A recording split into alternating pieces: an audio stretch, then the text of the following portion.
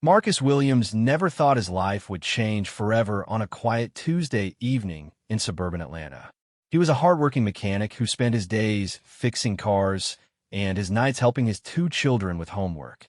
His wife, Sarah, worked as a nurse at the local hospital, often pulling long shifts to help make ends meet for their family. The Williams family lived in a modest two-story house on Maple Street, where they had built a life filled with simple pleasures. 8-year-old Emma loved to draw pictures of their family, always making sure to include their golden retriever, Buddy. 10-year-old Tyler was obsessed with basketball and dreamed of playing for his school team when he got older. Sarah would come home exhausted, but always found energy to read bedtime stories, while Marcus taught the kids how to fix things around the house. That particular evening started like any other. Sarah had just returned from a 12-hour shift at the hospital, her scrubs wrinkled and her feet aching. She kicked off her white sneakers by the front door and called out to the family. Emma ran to hug her mother's legs, while Tyler looked up from his math homework at the kitchen table. Marcus was in the garage, working on their old pickup truck that had been making strange noises for weeks. The neighborhood was peaceful as always. Mrs. Henderson was watering her flowers next door, and the Johnson family was having a barbecue in their backyard. Children rode bicycles on the sidewalk while parents chatted over fences. It was the kind of evening that reminded everyone why they chose to live in this quiet community where everyone knew each other's names. Sarah decided to take Buddy for a walk around the block before dinner. She needed fresh air after spending all day in the sterile hospital environment.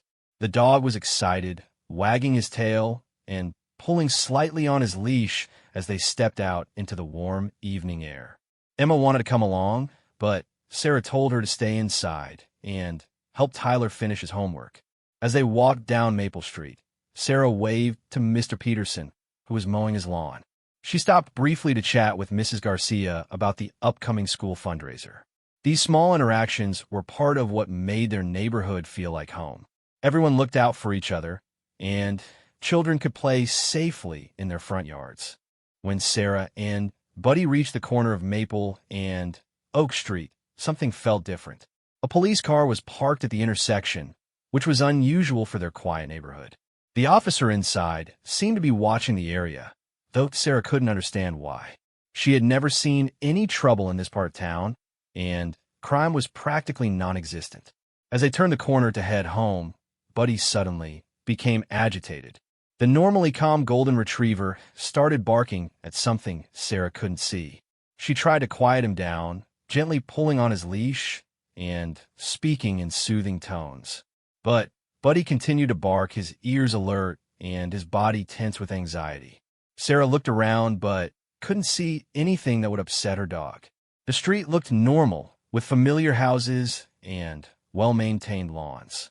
A few neighbors were still outside enjoying the evening, and everything seemed peaceful. She decided Buddy might have seen a squirrel or another small animal that had run away before she noticed. Meanwhile, back at the house, Marcus had finished working on the truck and was washing his hands in the kitchen sink. Emma was showing Tyler her latest drawing, a picture of their family standing in front of their house with big smiles on their faces. The television was playing quietly in the living room, showing the evening news that no one was really watching. Tyler noticed that his mother had been gone longer than usual for a walk around the block. He mentioned this to his father, who looked out the kitchen window, but couldn't see Sarah and Buddy anywhere on the street. Marcus wasn't worried yet, thinking they might have stopped to talk with neighbors or that Buddy had found an interesting smell to investigate. Emma was getting hungry and asked when they would have dinner. Marcus told her that they would eat as soon as Mom and Buddy came back from their walk. He started preparing their usual Tuesday night meal of spaghetti and meatballs, Emma's favorite dish. The kitchen filled with the aroma of garlic and tomato sauce as he worked. As Sarah and Buddy continued their walk home, she noticed that the police car from the corner had moved and was now slowly driving down their street. This struck her as odd since police rarely patrolled their neighborhood unless there was a specific problem.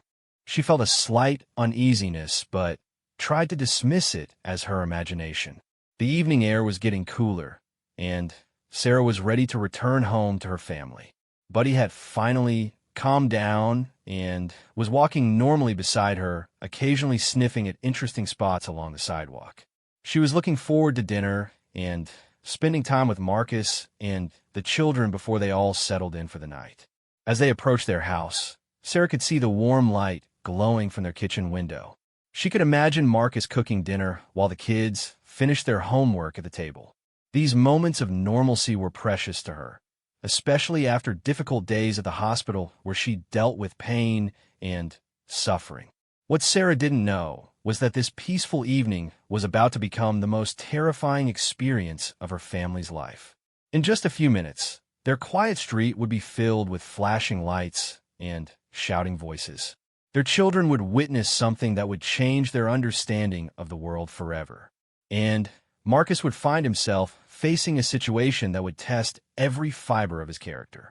The events that were about to unfold would not only traumatize the Williams family, but also spark a conversation that would reach far beyond their small neighborhood. It would challenge people's beliefs about justice, protection, and what it means to stand up for the people you love most. As Sarah walked up the front path to their house, Buddy trotting happily beside her, she had no idea that in moments, her husband would speak 6 words that would silence everyone around them and change their lives forever. As Sarah reached for the front door handle, she heard the sound of car doors slamming behind her. When she turned around, she saw 3 police officers getting out of 2 patrol cars that had pulled up to the curb. Her heart began to race, though she couldn't understand why they would be at her house. The Williams family had never had any trouble with the law. Buddy sensed Sarah's tension and began to growl low in his throat. One of the officers, a tall man with graying hair, approached the front yard while the other 2 positioned themselves near the patrol cars. Sarah stood frozen on her front porch, still holding Buddy's leash, trying to process what was happening. Inside the house, Marcus heard the commotion outside and looked through the kitchen window. When he saw the police cars, his first thought was that something had happened to one of their neighbors. He quickly turned off the stove and told Emma and Tyler to stay in the kitchen while he went outside to see if he could help with whatever was going on. The lead officer, whose badge read Sergeant Coleman, called out to Sarah as she stood on the porch. His voice was stern and commanding, nothing like the friendly tone she was used to hearing from the community police officers who sometimes visited the children's school. He ordered her to put her hands where he could see them and to control her dog. Sarah was confused and frightened. She had done nothing wrong, and she couldn't understand why the officers were treating her like a criminal. Her voice shook as she asked what was happening, why they were at her house. Buddy continued to bark, sensing the hostility in the air and trying to protect his family. Marcus stepped out the front door just as Sergeant Coleman was approaching Sarah. The officer immediately turned his attention to Marcus, shouting for him to get back inside the house. But Marcus could see that his wife was scared and confused, and he wasn't about to leave her alone to face whatever was happening. The situation escalated quickly. Sergeant Coleman claimed that they had received reports of domestic violence from the Williams house, though no such incident had ever occurred. Sarah tried to explain that this was a mistake, that they were a peaceful family who had never had any problems. Marcus attempted to step closer to his wife, but the officer warned him to stay back. Emma and Tyler, despite their father's instructions to stay inside, had crept to the living room window to see what was happening. They watched in terror as police officers surrounded their parents in their own front yard. Tyler, though only 10 years old, sensed that something was very wrong with this situation. The second officer, Officer Martinez, moved to block Marcus from getting closer to Sarah.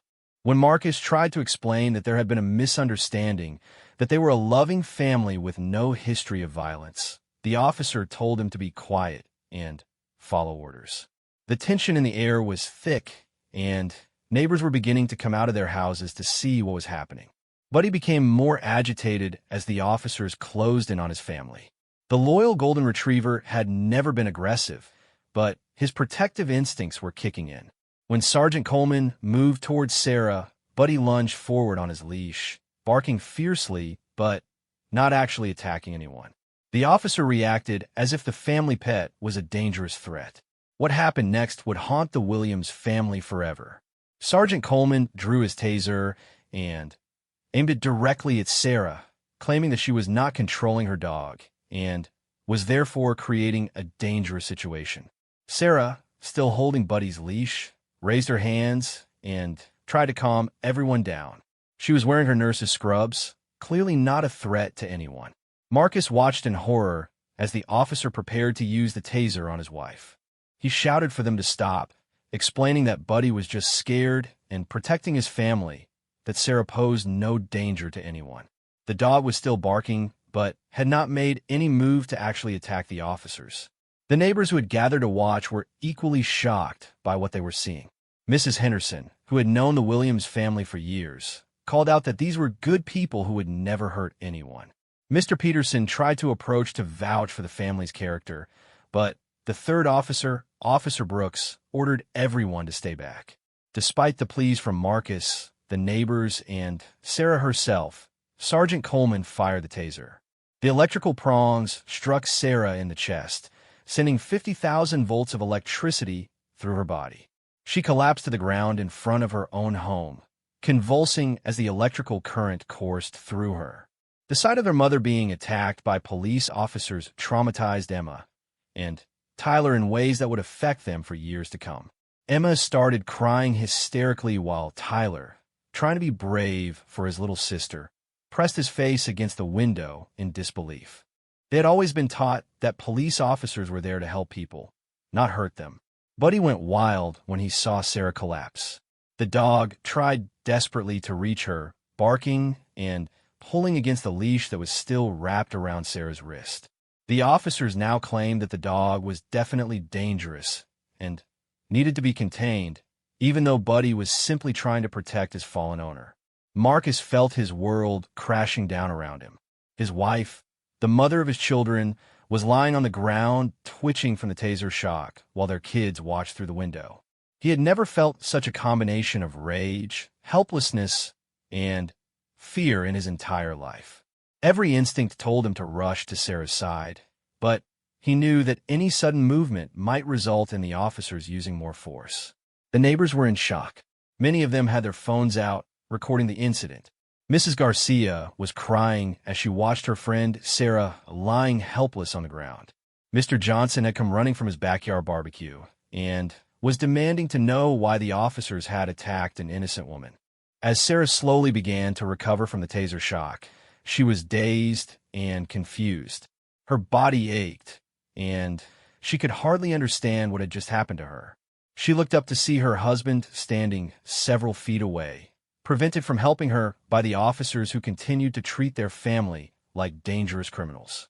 Officer Martinez moved to handcuff Sarah while she was still weak from the electrical shock.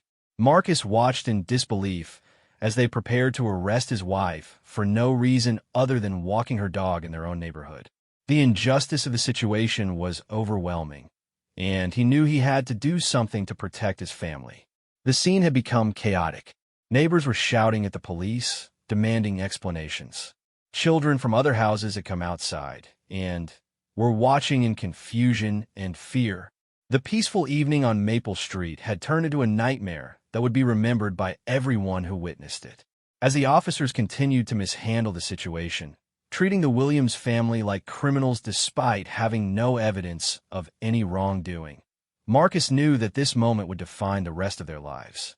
He could see his children's faces in the window, their innocence being shattered by what they were witnessing. The stage was set for Marcus to make a choice that would either escalate the situation further or potentially save his family from an even worse fate. What he said next would silence everyone on the street and force them all to confront the reality of what was happening in front of their eyes. As Officer Martinez began to put handcuffs on Sarah while she was still recovering from the taser shock, Marcus felt something break inside him. He watched his wife struggling to understand what was happening to her, saw his children's terrified faces pressed against the window, and heard the angry voices of neighbors who knew his family was being wronged. The officers were still claiming that they had received reports of domestic violence, but none of them could provide any details about who had made such a report or what specific incident they were investigating. Marcus realized that this entire situation was based on either false information or mistaken identity, But the officers seemed determined to justify their actions rather than admit their error. Sergeant Coleman was becoming more aggressive, shouting orders and treating the peaceful neighborhood like a war zone. When Mr. Peterson tried to step forward to speak on behalf of the Williams family, the sergeant threatened to arrest him as well. The situation was spinning completely out of control. Sarah, still weak and confused from the electrical shock, looked up at her husband with tears in her eyes. She couldn't understand why this was happening to them. They had always been law-abiding citizens who respected authority and taught their children to trust and cooperate with police officers. Now, those same officers were treating them like dangerous criminals. Marcus knew he had to act, but he also understood that any wrong move could make things worse for his family. He had seen too many news stories about situations like this escalating into tragedy. His mind raced as he tried to think of something that would make the officers stop and reconsider what they were doing. The neighbors continued to voice their support for the Williams family. Mrs. Henderson was telling anyone who would listen that Marcus and Sarah were wonderful parents who had never caused any trouble. Mrs. Garcia was explaining that Sarah worked as a nurse and spent her days helping people. But the officers seemed determined to ignore these character testimonials. As they prepared to put Sarah in the patrol car, Marcus made a decision that would change everything. He stepped forward, despite the officers' warnings to stay back, and spoke 6 words that cut through all the chaos and confusion. His voice was calm but firm, carrying the weight of absolute truth. "She's pregnant with our 3rd child." The effect was immediate and dramatic. Sergeant Coleman stopped in his tracks, his hand frozen on his radio. Officer Martinez looked up from where he was trying to lift Sarah to her feet. Officer Brooks, who had been watching the crowd of neighbors, turned his full attention to Marcus. Sarah looked at her husband with surprise and gratitude. They had only just confirmed the pregnancy a few days earlier and hadn't planned to tell the children until they were further along. But Marcus knew that this information might be the only thing that could protect his wife from further harm. The neighbors fell silent, processing this revelation. Mrs. Henderson gasped and put her hand over her heart. Mr. Peterson shook his head in disgust at what the officers had done. The weight of Marcus's words hung in the air, forcing everyone to confront the reality of what had just occurred. Inside the house, Emma and Tyler heard their father's words through the open window. Emma didn't fully understand what it meant, but Tyler was old enough to grasp the significance. His mother was going to have a baby, and the police had just shot her with electricity. The 10-year-old boy felt a rage he had never experienced before. Sergeant Coleman realized that the situation had just become much more serious. Using a taser on a pregnant woman would create legal and public relations problems that could end careers. He looked at Sarah, who was still sitting on the ground, her hand instinctively moving to her stomach. The officer tried to backtrack, claiming that they couldn't have known about the pregnancy, as if that somehow justified their actions. But Marcus wasn't going to let them off that easily. He pointed out that they had tasered his wife without any justification, regardless of whether she was pregnant or not. "You didn't ask any questions," Marcus said, his voice growing stronger. "You didn't try to de-escalate. You just attacked a nurse coming home from work, walking her dog in front of her own house, while her children watched through the window." The neighbors began to murmur in agreement.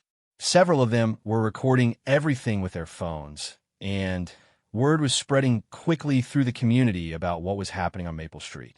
Social media posts were already beginning to appear, sharing videos and asking for justice for the Williams family.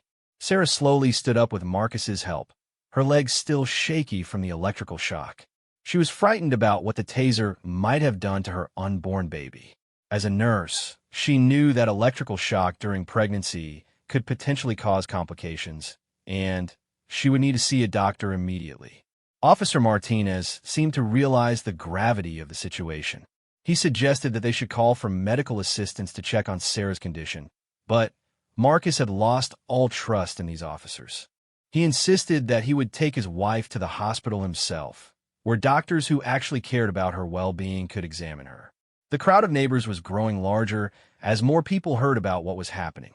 Mr. Johnson had called several of his friends, and families from surrounding streets were walking over to see what the commotion was about. The officers found themselves surrounded by dozens of community members who were demanding answers. Sergeant Coleman tried to regain control of the situation by claiming that the officers had been responding to a legitimate call and had followed proper procedures. But the neighbors weren't buying it. They had all seen what happened, and many of them had recorded it on their phones. The evidence was clear that no proper procedures had been followed. Mrs. Garcia stepped forward and announced that she had been watching from her kitchen window when the police cars arrived. She testified that Sarah had been doing nothing more than walking her dog and waving to neighbors. There had been no disturbance, no violence, nothing that would justify the officers' actions. Tyler, who had been watching from inside the house, couldn't contain himself any longer. Despite his young age, he understood that his family had been wronged, and he was furious that his pregnant mother had been hurt. He ran outside and positioned himself protectively in front of his parents. "Why did you hurt my mom?" Tyler demanded, looking directly at Sergeant Coleman. "She helps sick people at the hospital. She's never hurt anyone in her whole life." The sight of the 10-year-old boy confronting the officers added another layer of emotion to an already charged situation. Emma followed her brother outside, tears streaming down her face as she hugged her mother's legs. The image of the traumatized children would become one of the most powerful aspects of this story. Marcus put his arms around his family, creating a protective barrier between them and the officers. He announced that they were going to the hospital immediately to make sure the baby was safe and that they would be filing complaints against all 3 officers for their unprofessional and dangerous conduct. The officers realized that they had lost control of the narrative completely. What was supposed to be a routine response to a domestic violence call had turned into a public relations disaster that was being documented by dozens of witnesses. They would have to answer for their actions to their supervisors, the media, and ultimately the courts.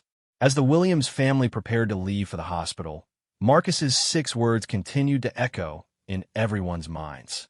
The revelation that Sarah was pregnant had transformed the entire situation from a case of police misconduct to something much more serious and emotionally powerful. The neighbors began to organize, discussing how they could support the Williams family and ensure that justice was served. Phone calls were made to local news stations, civil rights organizations, and community leaders. The story of what happened on Maple Street was about to reach a much larger audience.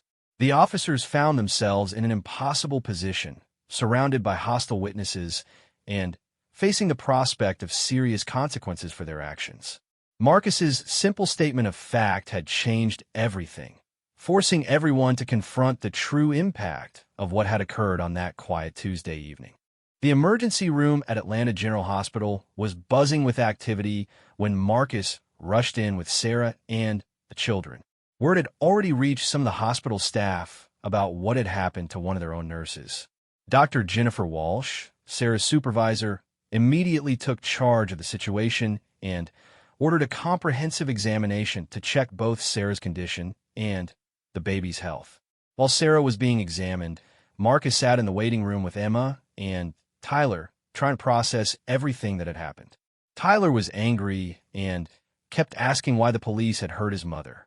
Emma was confused and scared, clinging to her father's arm. Marcus struggled to find words that could help his children understand something that he himself couldn't make sense of.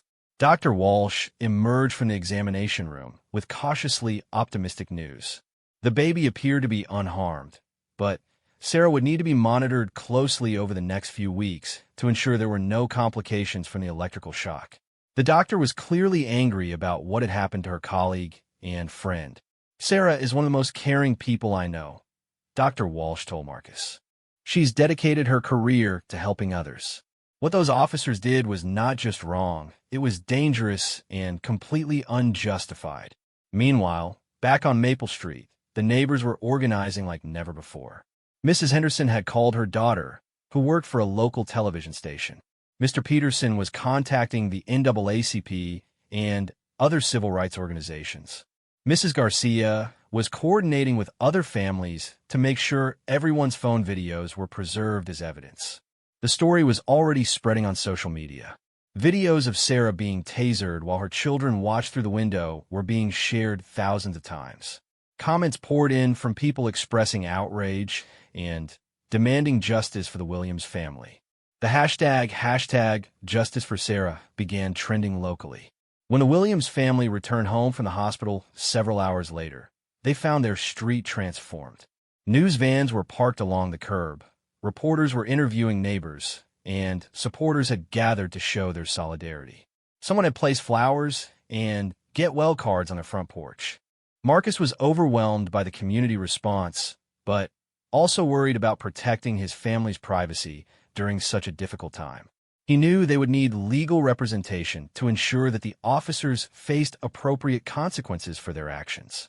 Several attorneys had already contacted them, offering their services. Sarah was physically and emotionally exhausted. The electrical shock had left her body aching, and the stress of the situation was taking its toll. She was worried about the baby and angry about the trauma inflicted on Emma and Tyler. The children had trouble sleeping that night, afraid that the police might come back. The next morning brought even more media attention. The story had been picked up by national news outlets, and reporters were calling the house constantly. Marcus decided they needed to make a public statement to set the record straight and call for accountability. Working with their newly hired attorney, Marcus and Sarah held a press conference in front of their home. Sarah, still wearing a bandage where the taser prongs had struck her, spoke about the fear and confusion she had felt during the incident. Marcus talked about watching helplessly as his pregnant wife was attacked for no reason. The 6 words that had silenced everyone the night before were now being repeated across news broadcasts and social media platforms. "She's pregnant with our 3rd child" had become a rallying cry for people demanding police accountability and reform. During the press conference, Marcus expanded on those powerful words. "When I said my wife was pregnant, I wasn't just sharing personal news," he explained. "I was reminding everyone that we're talking about a real family, with real lives and real consequences. Sarah isn't just a statistic or a news story. She's a mother, a nurse, and now she's carrying our unborn child who is also endangered by those officers' actions." The local police department initially tried to defend the officers' actions, claiming they had followed proper procedures in response to a domestic violence call. However, they could not produce any record of who had made such a call or provide any details about the alleged incident they were investigating. As investigators looked deeper into the case, it became clear that there had been no domestic violence call. The officers had apparently decided to investigate the Williams family based on nothing more than seeing an African-American woman walking with a dog in what they considered an upscale neighborhood. The racial implications of their actions added another layer of complexity to the case.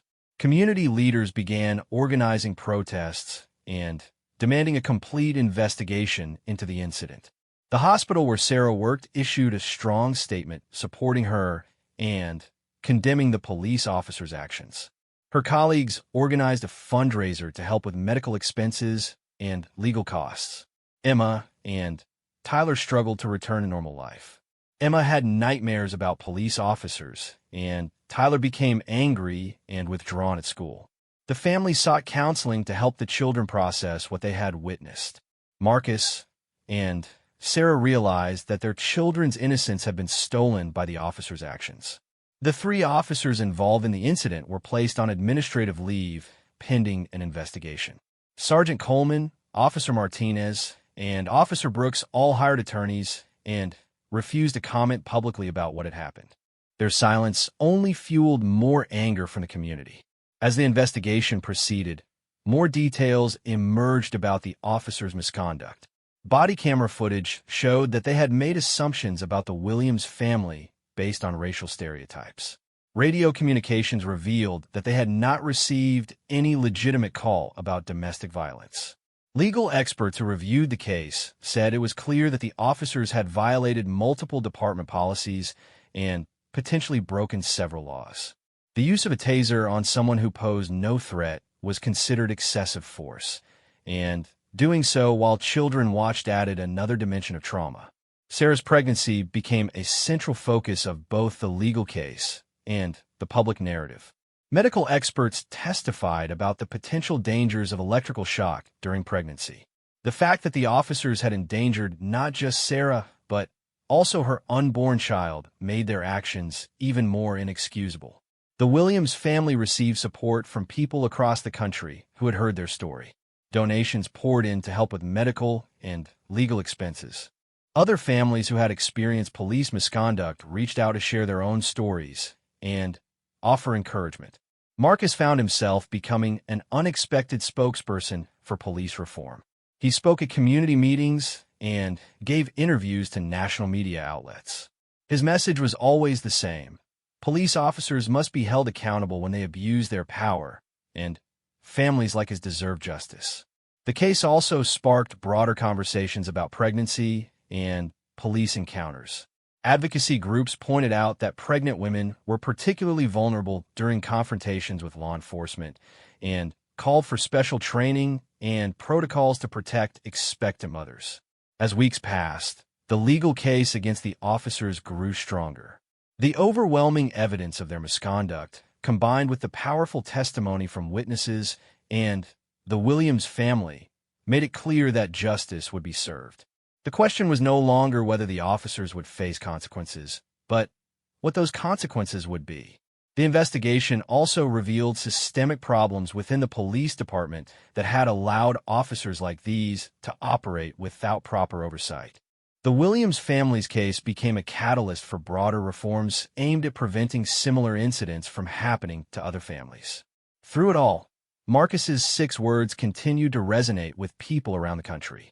They represented not just the specific injustice done to his family, but the human cost of police misconduct in communities everywhere. The fight for justice was just beginning, but those words had already changed everything. 8 months after that terrible evening on Maple Street, Sarah Williams gave birth to a healthy baby girl they named Hope. The name was chosen deliberately, representing their family's determination to find light in the darkness and their belief that justice would ultimately prevail. Throughout her pregnancy, Sarah had been monitored carefully by doctors who wanted to ensure that the Taser incident hadn't caused any lasting harm. The birth of Hope brought joy to a family that had endured months of legal battles, media attention, and emotional healing. Emma and Tyler were thrilled to have a baby sister, and their excitement helped bring some normalcy back to their lives. Marcus held his newborn daughter and thought about how close they had come to losing her before she was even born. The legal case against the 3 officers had moved swiftly through the courts. Sergeant Coleman, Officer Martinez, and Officer Brooks were all convicted on multiple charges including assault, excessive use of force, and endangering the welfare of children.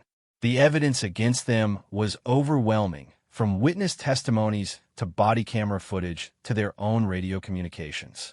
Sergeant Coleman received the harshest sentence due to his role as the senior officer who had fired the Taser. He was sentenced to 5 years in prison and banned from ever working in law enforcement again. The other 2 officers received lesser sentences, but also lost their jobs and their law enforcement certifications permanently. The criminal convictions were just the beginning. The Williams family also won a substantial civil lawsuit against the police department and the city. The settlement amount was never disclosed publicly, but it was enough to ensure the family's financial security and to fund Sarah's medical care for years to come. More importantly than the money, the case led to significant reforms within the police department. New training programs were implemented focusing on de-escalation techniques and cultural sensitivity. Body cameras became mandatory for all officers, and a citizen oversight committee was established to review complaints against police. The department also created special protocols for dealing with pregnant women during law enforcement encounters. Officers were required to receive additional training about the medical risks involved and were instructed to call for medical supervision whenever a pregnant woman was involved in any incident. Marcus and Sarah became advocates for police reform, working with community organizations and lawmakers to prevent other families from experiencing what they had endured. They traveled to other cities to share their story and to support families who had faced similar injustices. The children gradually healed from their trauma with the help of counseling and the support of their community. Tyler eventually joined his school's basketball team and found healthy ways to channel his anger into athletic achievement. Emma continued to draw pictures of her family, but now they included baby Hope and showed them all together and happy. The neighborhood on Maple Street also changed in positive ways. The incident had brought the community closer together, with neighbors looking out for each other more than ever before. Mrs. Henderson organized regular block parties to maintain the connections that had formed during the crisis. Mr. Peterson started a neighborhood watch program focused on protecting residents from all forms of harm. The media attention eventually died down, but the impact of the Williams family's story continued to ripple outward. Police departments in other cities studied their case when developing their own reform programs. Academic researchers used their experience as a case study in police accountability and community relations. Sarah returned to work at the hospital after taking extended maternity leave. Her colleagues welcomed her back as a hero, someone who had stood up for justice and made a difference. She continued to work as a nurse, but also became involved in training programs that taught medical professionals how to advocate for patients who had experienced police violence. The hospital created a new program in Sarah's honor, providing free medical care to families who had been victims of police misconduct. Dr. Walsh, who had cared for Sarah after the Taser incident, became the program's director and worked closely with civil rights organizations to identify families in need. Marcus eventually left his job as a mechanic to work full-time as a community organizer and police reform advocate. His experience as an ordinary father who had been forced to protect his family resonated with people from all backgrounds.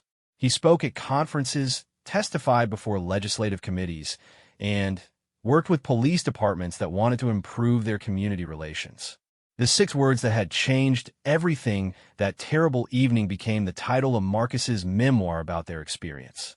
She's Pregnant with Our Third Child became a best-selling book that was used in police academies and university courses about criminal justice reform. The family established a foundation in Hope's name that provided legal assistance to families facing police misconduct. They also funded scholarships for children who had witnessed traumatic events involving law enforcement, helping them access counseling and educational opportunities. Years later, when Hope was old enough to understand, Marcus and Sarah told her the story of the night before she was born. They explained how a terrible injustice had led to positive changes that would protect other families. Hope grew up knowing that her very existence was a symbol of resilience and the power of speaking truth in the face of injustice. The officers who had attacked Sarah never expressed genuine remorse for their actions. Even after serving their prison sentences, they maintained that they had been following proper procedures. However, their convictions sent a clear message to other law enforcement officers that excessive force would have real consequences. The case established important legal precedents about the use of tasers on pregnant women and the rights of families to be free from police harassment in their own neighborhoods. Law schools began teaching the Williams case as an example of how individual courage could lead to systemic change. Emma and Tyler, now teenagers, understood the significance of what their family had endured and accomplished. They were proud of their parents for standing up for justice and grateful for the community that had supported them through the crisis. Both children expressed interest in careers and social justice, inspired by their parents' example. The community on Maple Street never forgot what had happened that Tuesday evening. A small memorial garden was planted in the park down the street, dedicated to the principle that every family deserves to feel safe in their own neighborhood. Children playing in the park often asked about the garden, providing opportunities for parents to teach important lessons about justice and community responsibility. Sarah's pregnancy with Hope had been a time of anxiety and uncertainty, but it had also been a period of tremendous growth and change for their entire community. The baby who might have been lost due to police violence instead became a symbol of hope and renewal. The Williams family's story showed that even in the darkest moments, ordinary people can find the courage to speak truth to power. Marcus's 6 words had silenced a crowd and stopped injustice in its tracks, but more importantly, they had started a conversation that continued to create positive change years later. As Hope took her first steps in the same front yard where her mother had been attacked, Marcus and Sarah reflected on how far they had all come. The pain of that night would never fully disappear, but it had been transformed into something meaningful and powerful. Their family had not just survived a terrible injustice. They had helped ensure that other families would be protected from similar harm. The story that began with 6 words of truth had become a testament to the power of communities coming together to demand justice and create change. The Williams family's courage had made their neighborhood, their city, and their country a little bit safer and more just for everyone.